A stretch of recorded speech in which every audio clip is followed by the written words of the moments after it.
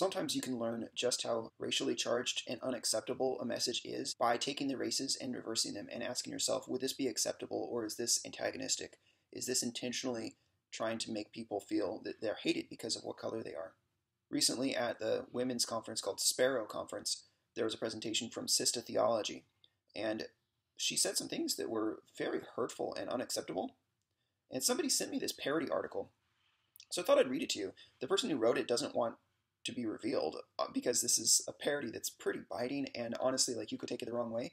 But I'm going to read it to you, and I guess I figured, I have a pretty punchable face according to my friend AD, so I figured what's it hurt for me to read it? Everybody kind of knows where I stand on these issues. I hate racism, and I can't believe that the big evangelical leaders, the conference speakers, the book writers, the seminary presidents, the heads of the ERLC and TGC and 9Marks and all these different groups, they don't call out these folks for this kind of racially charged language.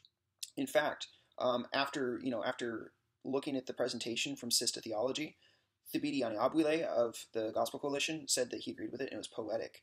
And Jackie Hill Perry supported it, she agreed with it, and even Beth Moore was affirming. So why aren't we hearing like Ligon Duncan or Al Mohler say this is wrong, or Danny Akin? Why don't they call this out? They're enabling this. They're hiring people. They're platforming people that say this kind of thing regularly. And so that's something that we ought to be concerned about. And just to give you an idea of how wicked it is, I'm going to read this parody, and it's not going to be fun. I'm going to want to take a shower after I read it because it's so racist. So at a couple points as I'm reading it, I'm going to stop and remind you this is a parody. This is not my opinion. This is just taking the races and reversing them just to show you how unconscionable this kind of rhetoric is. So it's a parody, and if you want to find the original article that this is a parody of, go to thewitnessbcc.com/captive-audience. This is Jemar Tisby's website, The Witness.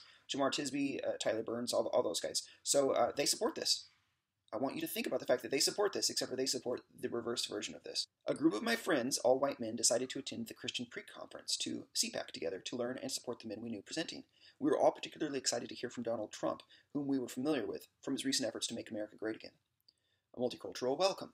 As the conference began, I quickly realized it was overwhelmingly multicultural. Though the leaders were mostly white, the message was black-centered. Whiteness was intentionally avoided and dismissed.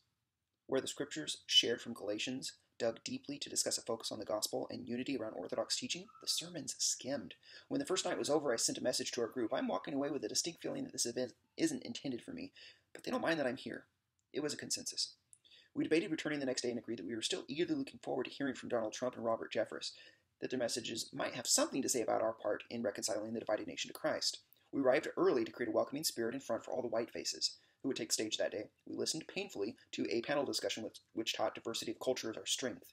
I knew white men were feeling silenced and unseen. Later, we heard from a brother fighting to stop the persecution of white Christians in South Africa.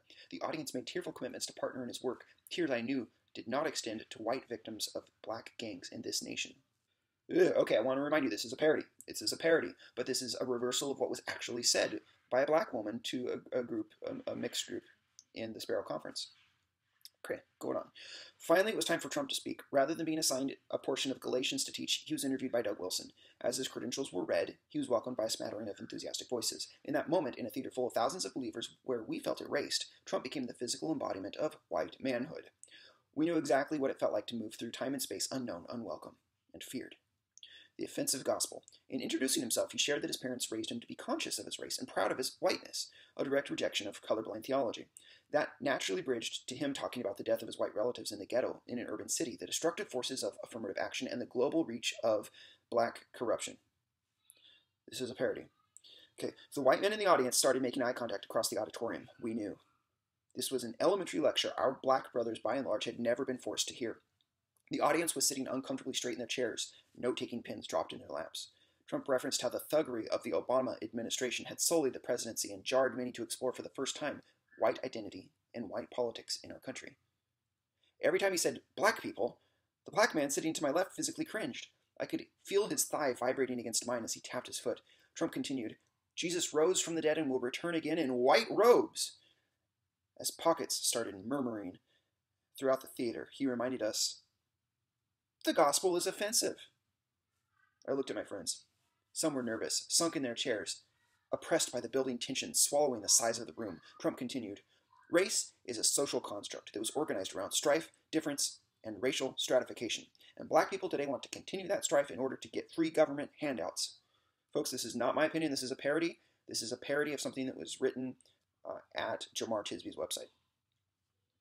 I nodded, even as I could see men shaking their heads no. He taught theology of ethnicity from Revelation 7:9, and that blackness is rooted in plunder, theft, the primitive ways of Africa, the genocide of abortion. Blackness is a power structure. The thing for black men to do here is divest from blackness. That's when I saw the first group of black men walk out.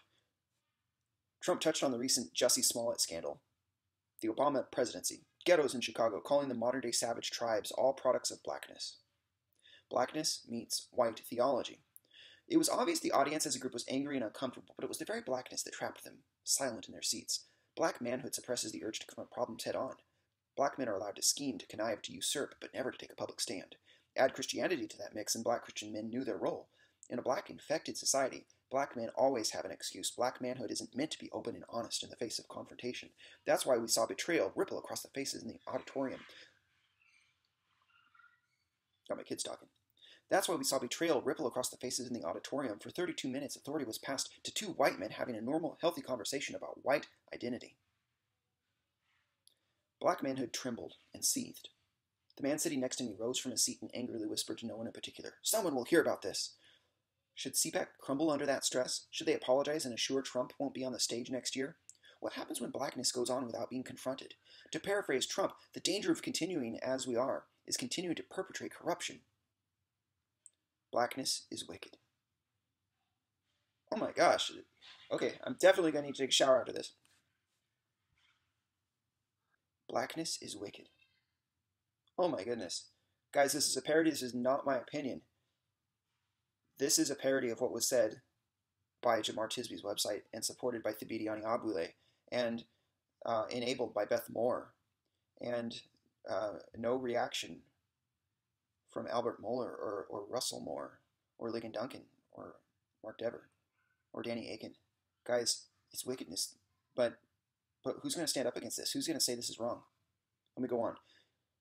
Remember, this is parody, so they say blackness is wicked. It's rooted in irresponsibility and deceit. Black, white, and people of color must divest from blackness. Blackness kills black people too.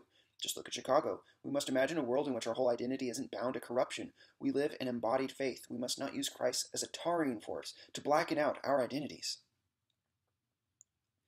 That's so disgusting, but that's what they said in the other one. It was a bleaching force. So anyway, instead, we must express our Christianity through our white identity. So what happens to blackness when white theology confronts its idols and takes up room in its sacred spaces? It claws for its purpose in the darkness, storms quietly out of the theater, and asks to see the manager because it demands someone pay for a failing to protect it from conviction and discomfort. When confronted, blackness crumbles, falls on its face, head and hands breaking off like the statue of Dagon in 1 Samuel. We see it for what it really is, an idol meant to destroy us. Folks, this parody article could have been written by a member of the KKK. And so what we have going on within the church, people being platformed at the Gospel Coalition and at ERLC conferences, people being platformed are saying things that would be appropriate for a reversed KKK. Think about it. I hope this is helpful.